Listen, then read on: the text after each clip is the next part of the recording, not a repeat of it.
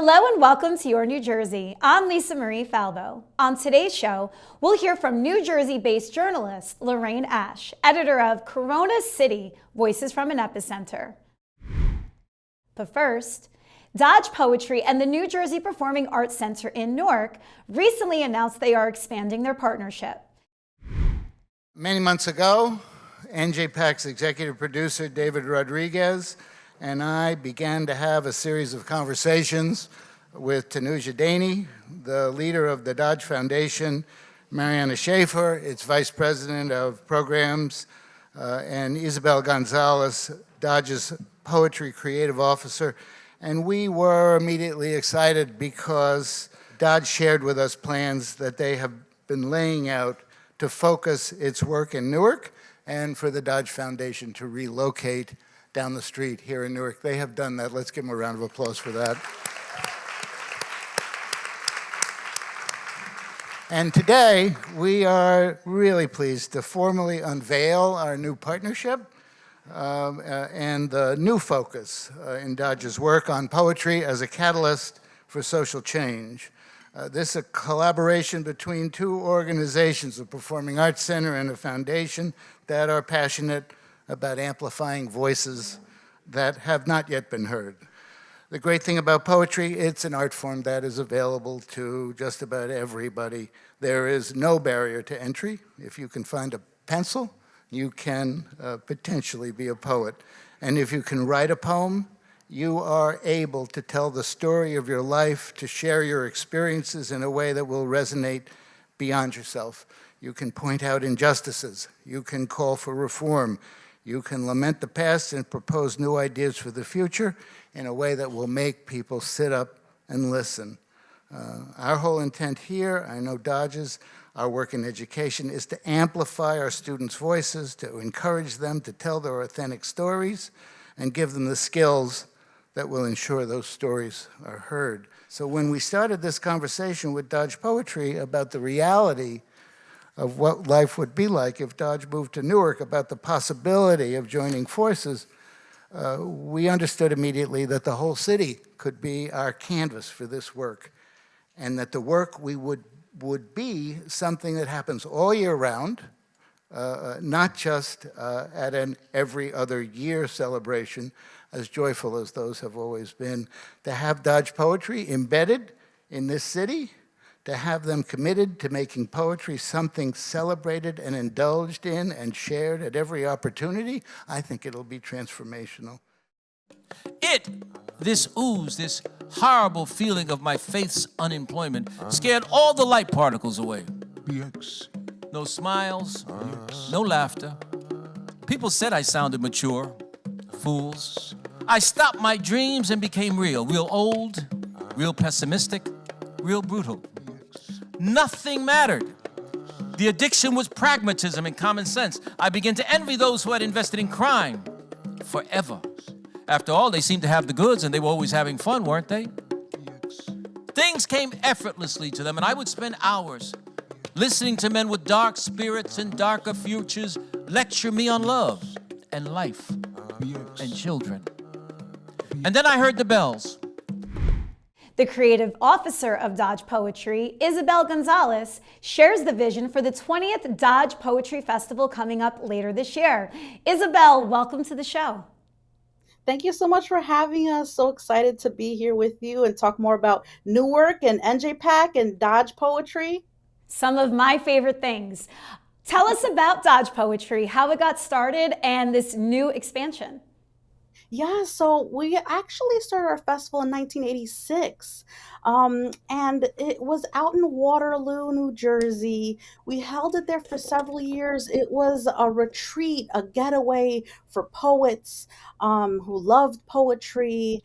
And in 2010, it was a strategic move to Newark, move the festival to Newark, so that it could be more accessible, so it could be more contemporary. And so there was more access for folks to actually get to the Poetry Festival.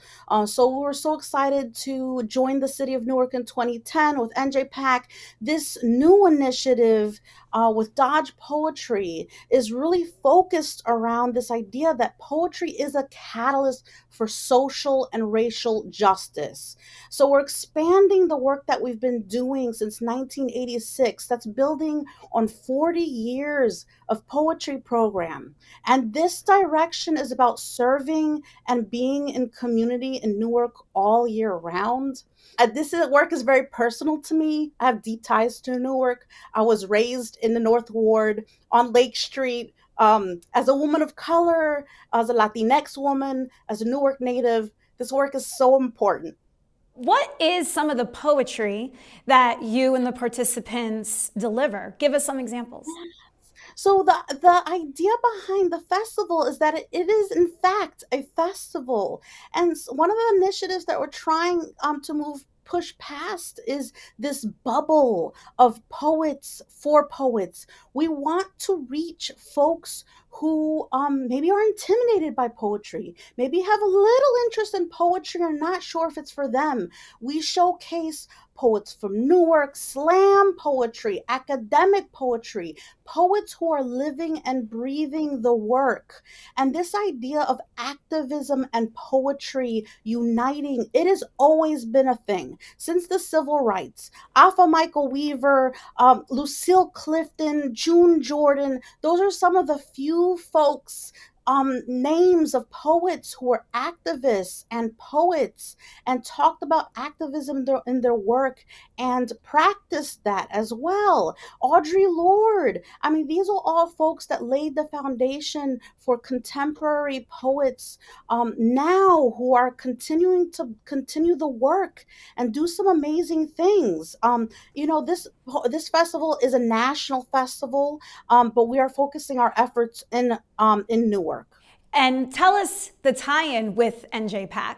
Why are they so inspired to have such a big role in this festival? Oh, they are phenomenal. They have such deep roots in Newark. John Schreiber came into NJPAC and really has been thoughtful and intentional about how to engage Newarkers, how to engage Newark community partners.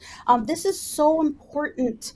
As a young person, when NJPAC was first built in Newark, I wasn't sure, our family wasn't sure if this was a place for us, for Newarkers, but they have proven that they want to serve the community. They have developed so many new initiatives and partnerships and collaborations in Newark that have been so important. Some of the work that they're doing alongside Rutgers Newark, it is so crucial to the work and for New Jersey as a whole, for Newark to model activism, poetry, and how it can actually help heal the wounds that under-resourced and vulnerable communities have experienced.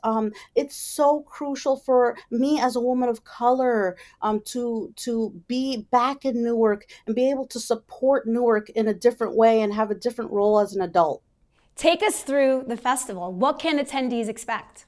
Yes, so we're so excited. There's some pieces I can't yet reveal yet, but I will share that we will have programming for young people, for young artists, young people who may not even consider themselves poets, but experience contemporary and live poetry. We will have a day specifically for Newarkers and families, which is really exciting. Something new that we're thinking through, trying to really offer accessible, free, hands-on activities, deep poetry engagement, so families can experience poetry together. And then, of course, Dodge Poetry has always been a supporter of folks in doing the work and professional development and how to nurture those folks to showcase their work in front of young people. So we're thinking about all types of community partners, from Boys and Girls Club to after school programs. How do we get them engaged to attend all types of programming? We will have poets all the way from established poets, poet laureates, to emerging and mid-career poets. It's so exciting to see them in conversation with each other, to ask questions from the get those poets love to get questions from the audience. It makes it so engaging, entertaining. And again, there's this huge component of music and other sort of interdisciplinary areas that we can merge with poetry, so folks can get a little bit of jazz, a little bit of poetry. We're having all types of events leading up to the festival, which is exciting. Our Max Roach event, which had the last poets, the mayor perform. It is incredible thing. There are incredible things happening with poetry in Newark. Newark has had long ties with Amiri Baraka and now Mayor Baraka, and we're just really thinking about all these different ties to culture and poetry. I love it. It sounds like such an amazing day. How can poets submit entries and what are the requirements? Yes, great question. So, submissions will be open from February through April, and it's a very easy process. Dodge Poetry is not just looking for academic poets. We're looking for performance. We're looking for deep engagement. We're looking for poets who have deep roots to community. And so, some of the things that we ask are about submitting videos of performances so we could see folks live, and of course, samples of work, so we can read and engage a wide range people's work, and just again, commitment and tenderness to communities is something that we're going to be looking for. The deep commitment to activism and poetry, social justice and poetry. We're going to be looking for all those things. It sounds like such an amazing day. Ysabel, thank you so much for coming on the show. Where can Thank people you. learn more about the festival coming up? We have our website, which I'd love people to reach us at, njpac.org/Dodge Poetry. The festival's October 17th through the 19th, 2024. Ysabel, thank you so much, and we'll see you in Newark. Thank you. Lorraine Ash is a former New Jersey journalist and editor of Corona City, Voices from an Epicenter. Told through first-person stories, this book focuses on New Jersey and how it was one of the first COVID-19 epicenters. Lorraine, welcome to the show. Thank you. It's lovely to be with you. COVID-19 was terrible, obviously, especially for us living in New Jersey, but there's so many stories and life-changing events that happened for so many of us, right? Because we had the time to sit and marinate on our thoughts, being stuck in our homes. And what is the premise of the book and what inspired you to edit it together? It started because at the center at Mariondale, which is in Ossining, just the other side of the Hudson, I teach writing, memoir writing, and it had to shut down. So they wanted to get together some kind of writing community when they couldn't meet in person. So we tried Zoom, and I did something met with 35 people. They've signed up for this COVID-19 diaries, writing in the age of pandemic. And we were giving prompts. I was talking about what was going on around us. Everybody was quarantined. And these stories that people started writing and reading were amazing. And I realized, this pandemic is a story too big for one voice, so it has to be polyphonic. It has to be an anthology, everybody's voices. So I had a friend of mine who was in the COVID-19 diaries. Her name is Sherry Wachter. She is the head of Magic Dog Press in Oregon. And she said, let's do a book. So we embarked on that project, and it grew and grew. We had to go way beyond those 35 people. We did 6 degrees of separation with those people. Then I did cold calls, and we wound up with 400 voices, but I had to choose 62 to put in the book. And then we had, at that point in time, photographers were out of work, right? And what do? They just photograph. That's their way of being. So they were all over New Jersey and New York, photographing these amazing, surreal landscapes. So we have the work of 18 of those photographers interspersed with the words. And it really does come across as a very compelling grassroots history of that time. These are writings from people's hearts. They have all kinds of experiences. There were COVID patients, there were nurses, there were people stuck at home, there were first responders, and it's all about what they went through for the first time in those very scary months. You had 400 voices and stories to choose from. How were you able to whittle that down? Well, I whittled it down by geography. I wanted to have people represented in New York City, in those suburbs, and in New Jersey, right down to the Jersey Shore. So in part it was because of geography, and also it was the diversity of experience. People who were, again, stuck at home, with different experience than first responders, different experience than people who ran out of food. It's just, I wanted to have a full span of experience. Is there a story that sticks out to you that you'd like to share? So many do, but I'm thinking about Jen Singer from Red Bank. Her story leads the anthology. Jen found herself, she took a train trip to Boston, and then she took a plane ride to Seattle, and just living her life at that time, and didn't realize these were two very risky things to do. And she wound up with COVID. And she wound up in a hospital down at the shore, in a pediatric room. It was the only place she could be. And she found out she had a heart blockage. She had COVID and she had a heart blockage. She had a pacemaker put in.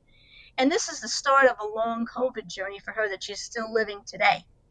She's one of those people who, COVID just changed the trajectory of her life.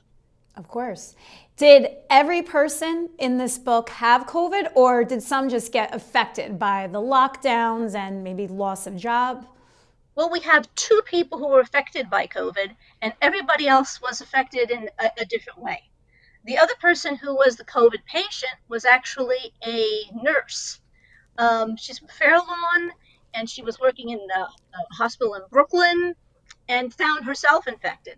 At one point, she was the only survivor in the ICU one night. It's an amazing story. She was wearing a locket that contained her deceased sister's hair and as inspiration. Her sister had died at 30, and she didn't want to have her parents go lose another daughter. So she was determined to get through. Really scary, though, because as a nurse, she understood everything that was happening, everything that needed to happen, all the numbers, and she knew how much danger she was in. So she wrote her story in the form of nurses' notes, which was great, very compelling. They do have a happy ending in that so many people were resilient. They were resilient, and they were ingenious in what they brought to the table.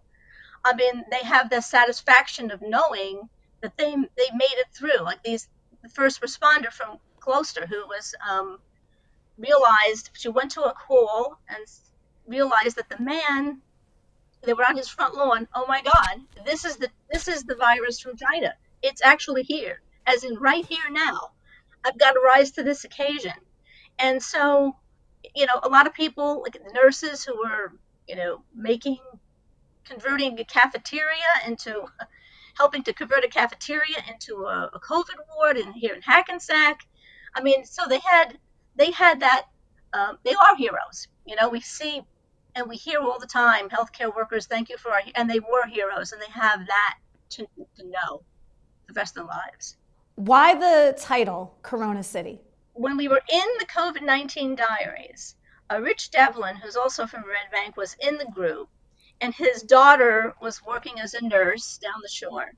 And she was talking about how some of the rooms had to be re-rigged for ventilation systems. It really looked, pretty makeshift in some areas.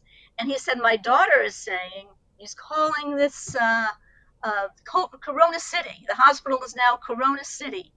And so I like that. I like that a lot. It just immediately stood up. And I liked also the alliteration to the New York City, with our epicenter. Do you think that people will flock to read this trip down memory lane? Or did you write this more to have it in history? Because I know a lot of people are fatigued over the C word. I mean, I'm not. I can talk about it all day because it was so transformative in so many ways for me personally. But what do you say to those that maybe have that fatigue? We wrote it as a grassroots history. We wrote it for posterity. We did, and also to create community in the in the present moment. But now, we wrote it in 2020. We hustled to get this together. It was released in November 2020, and then we went on through other iterations of the book, ebook, and then we had a huge amount of work on the audio book. Now we're out enough where people are interested in reading it again. And not necessarily sometimes people in this area who read it, but we get a lot of interest from people in other areas who want to know what happened in New Jersey and New York. They're interested in New Jersey and New York and what goes on here. It was totally different. I mean, in a lot of other parts of the country, it was not locked down like we were. Exactly. With no knowledge of what was going on. We were learning as we went. In so many ways, it feels like 4 minutes ago, not 4 years ago, especially because we still are dealing with it. There are still outbreaks and different variations of it, and it's not ever going to go away, I think. 2 years ago, January, there were 7,000 people in New Jersey hospitalized for COVID, and now there's 1,300. So it's still here. I mentioned in my introduction of you, you are a former journalist here in New Jersey. Tell us about your background. I was a journalist for the longest amount of time, 25 years, for the Daily Record in Parsippany, Morristown area, which was amazing. I am a New Jersey girl from the beginning. I was born in Hoboken in '59 at St. Mary's Hospital when the whole town was an Italian enclave. And my father was a lawyer in Hudson County, Victor P. Mollica, for 50 years. He is gone now, but with us in spirit very much. And it was from him that I got this whole love of words and articulation. He was brilliant. He was a brilliant trial lawyer. So we carry on the tradition in the way that we can. He was a kind of lawyer who really lived the archetype of justice, and so I like to live that archetype of truth, and that's part of what is reflected here in Corona City. This is truth. This is the truth of the COVID experience for people. There's no spin on it, there's no politicization of it, there's no sanitizing of it. This is what happened. It happened for sure. Lorraine, thank you so much for coming on here and enlightening us on your book. Where can people find out more about you and to order a copy? It can be found on Amazon, Corona City, Voices from an Epicenter, and also at my website, LorraineAsh.com. And one of the things about this book is that it's 100% of the royalties, and it's won many prizes, all the prize money, etc., goes right into hunger relief. So far we have succeeded in serving up 65,000 meals, and we keep going. We wanted the book to help. We wanted to create that historical account, but we also wanted the book to help. So that's how we did it. I love that, and I did not know that. In New Jersey or nationwide? Nationwide, wherever the greatest need is. So 100% of the proceeds. Wow. So you're doing this out of love. What is driving you to do this? Well, I am now working in books full time, but I have this deep journalism experience, and I felt a calling to do this, to get this on the record, to marry those two skills, the journalism impulse and also all the narrative skills of book writing. And I love creating teams. I used to love working on news teams, and I created another one. Thing is that all these people are volunteers. The 62 writers, the 18 photographers, and the 62 narrators in the audiobook all worked for $1. My intellectual property lawyer did all the contract and legal work for free. The publisher did it for free. The audiobook producer and the casting director, all free.